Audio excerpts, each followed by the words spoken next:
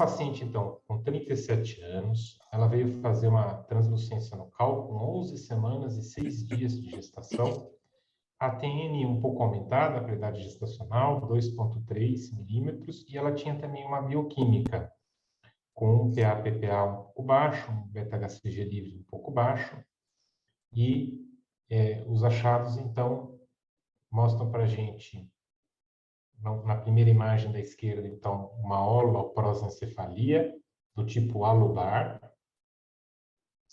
Na imagem do meio, a gente vê aquele sinal da cobra que rasteja embaixo do crânio, a artéria cerebral anterior ásigos também, característica da holoprosencefalia, e uma fenda lábio-palatina, além de uma frequência cardíaca de 200 batimentos por minuto e um ducto venoso com uma onda A reversa.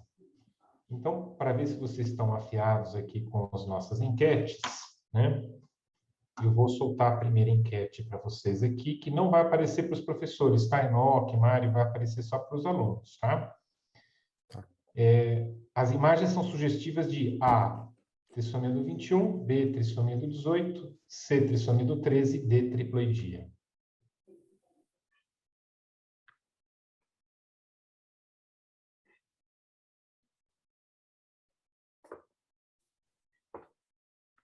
Então, parece que temos aí uma unanimidade, né? Aparece para vocês, né? O resultado da enquete. Sim. O pessoal tá afiado aí, né? Só para ver se o pessoal estava afiado, né? Um quadro muito sugestivo de trissomia do 13, né? Muito bom. E aí, essa paciente, então, ela tem urgência em obter um diagnóstico, caso seja algo grave e letal. Ela quer um resultado rápido, urgente. Qual teste você indicaria para essa paciente? Você indicaria A, o NIPT, 2, o PCR quantitativo no vilo corial, C, cariótipo no vilo, ou D, array exoma no vilo.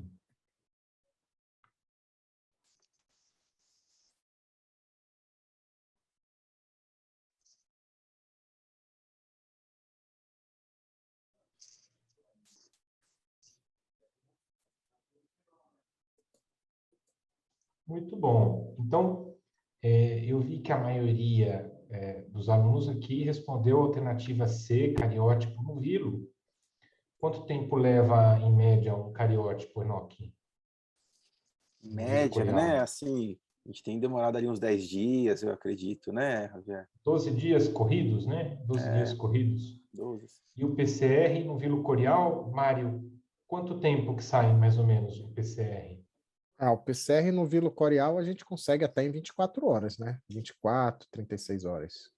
Em geral, no dia seguinte. Então, dia seguinte. na verdade, assim, para uma paciente que tem urgência em ter um diagnóstico, né, para as coisas mais comuns e mais letais, na verdade, o PCR no vilo corial é a melhor alternativa, né? Porque no dia seguinte a paciente já sabe, olha, é isso, é aquilo, ou não é isso nem é aquilo. Né? Muito bom. Então, a alternativa aqui que a gente gostaria que vocês pensassem é a alternativa B de bola, né? PCR, tá? E esse é o PCR que foi feito no vilo corial, né? Fácil, né, de interpretar, não é? Então, o que esse gráfico mostra, né? Ele mostra que para alguns marcadores, então aqui, por exemplo, está aparecendo 18, né? D18 é o marcador do 18. D21 é o marcador do 21. E assim por diante. Para quem teve tempo de assistir a aula, né, de citogenética, a gente comentou que quando tem uma trissomia, ou você vai ter 3 picos, por exemplo, olha aqui, você está tendo 3 picos aqui, não é? 3 picos aqui. 3 picos em qual marcador? No marcador do cromossomo 13. Aqui também, olha, 3 picos. 3 picos no cromossomo 13. Ou você vai ter um pico grande e o outro pico pequeno, um com o dobro do tamanho do outro, que é esse caso aqui, olha, você está vendo? Esse marcador também para o 13. Positivo. E quando o feto ele é dissômico, né, você vai ter 2 picos de tamanho igual, se o feto for heterozigoto para esse marcador, ou você vai ter um único pico, quando ele for homozigoto. Né? não sei, Mário, se você queria comentar algo mais com relação a esse caso. Não. Acho que o interessante é isso, é ter familiaridade aí aos poucos com esses testes, né? Entender que para cada, acho que o Wagner depois se quiser falar também, para cada cromossomo você tem os marcadores específicos, né? Às vezes os números são diferentes para um cromossomo e para outro cromossomo, e a análise é o que o Javier explicou aí, é um teste bem fácil de visualmente você já identificar, né?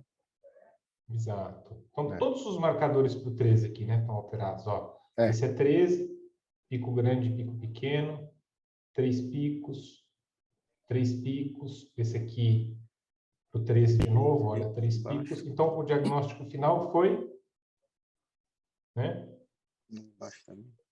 trissomia do 13. Então, nem precisou esperar o cariótipo para... Oi, Wagner, Wagner. perdão. Por favor, você... Né? Uma curiosidade aqui, se puder voltar ao slide dos picos, então só Sim, para claro. os colegas entenderem melhor, esses marcadores que foram comentados, eles são regiões repetitivas do DNA, que a gente utiliza como marcadores que nós chamamos de STR, né? São os Short Tandem Repeats, então são regiões que vêm ali em tandem, repetitivas, e existem ao longo de todos os cromossomos e são excelentes para justamente marcar a presença de cópias. E por que às vezes aparecem 3 picos ou às vezes um pico maiorzão ali, como a gente viu naquele marcador azul em cima? Porque depende se os marcadores são iguais, né? Então, se a cópia extra tem marcadores exatamente iguais, a outra cópia, então ele vai aparecer como um pico só, né? Com uma intensidade maior. Ou pode aparecer como 3 picos. Então, é uma curiosidade, né? A gente pode pensar também em situações de monossomia, né, Javier? Como é que Como que aparece? aparece a monossomia, Wagner? Conta pra gente. Seria um pico só. A gente Um teria pico só. a cópia do marcador, daquele marcador em questão, e a gente veria uma cópia só. Mas é Eu um acho que é teste... interessante falar também.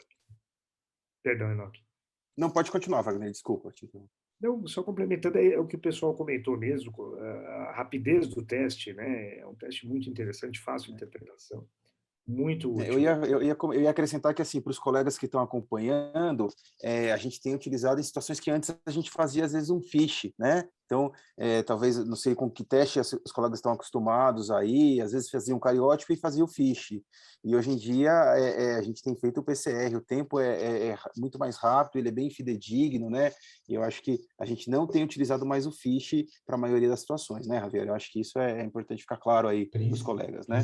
Principalmente porque o PCR ele tem um custo 3, 4 vezes menor do que o custo do fiche, né?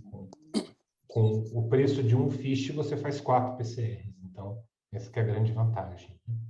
Então, prosseguindo com o caso, gente, então o cariótipo revelou também, né, a presença de trissomia do 13, e só relembrando a aula de citogenética, então os cromossomos eles são numerados de acordo com o seu tamanho, né, o cromossomo 1 é o maior, o 2 é o segundo maior, e assim por diante. A gente sempre tem 2 cópias de cada cromossomo, o cromossomo que a gente herda do pai, outro que a gente herda da mãe, mas tem aqueles, né, e aqui, então, vejam, né, nessa área, a gente tem a presença, então, de um cromossomo adicional, cromossomo 13, tá bom? Esse é o aspecto eucariótipo, aqui XY, né, é um menino.